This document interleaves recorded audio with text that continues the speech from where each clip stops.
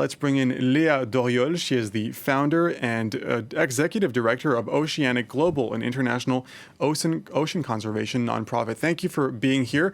As we've just said, our oceans have oceans are hugely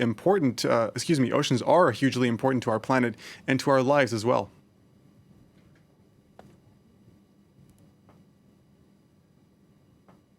Hi, thank you so much for having me. It's such an honor to be here on UN World Oceans Day. This year's World Oceans Day's theme is actually the ocean, life and livelihood. So really highlighting, as you said, our reliance on our blue planet, the fact that it produces over 50% of the oxygen we breathe, as well as our human interaction from a livelihoods perspective. So how, as humans, are we interacting with ocean resources, and really the need to do so more sustainably?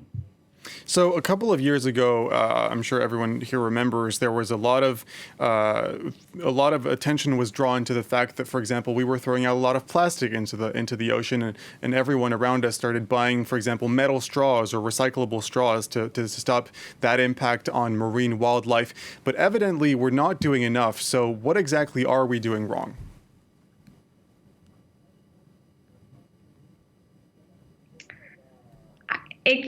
Change needs to happen at all levels. So I think there's been a lot of awareness around what, as consumers, we can be shifting. And I think plastic straws are a great example of that. So it's starting to look at our plastic footprint, but it really goes beyond that. It looks at what is everything that we're using in our everyday lives, and how is that contributing to our oceans, and what footprint is that having on our oceans and our environment.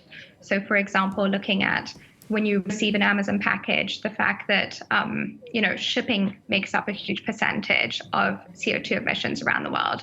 Looking at sustainable seafood, there's been a lot of awareness with Seaspiracy, good and bad, that has come out recently, but really looking at what types of seafood that you're sourcing, making sure that we're staying away from the big five.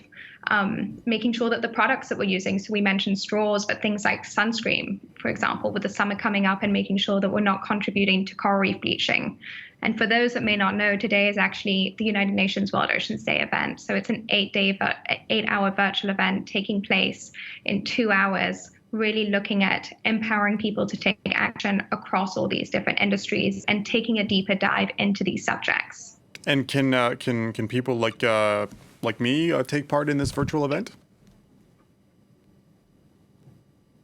It's completely free, so it's going to be streamed on UN TV, as well as the UN World Oceans Day website, which is unworldoceansday.org.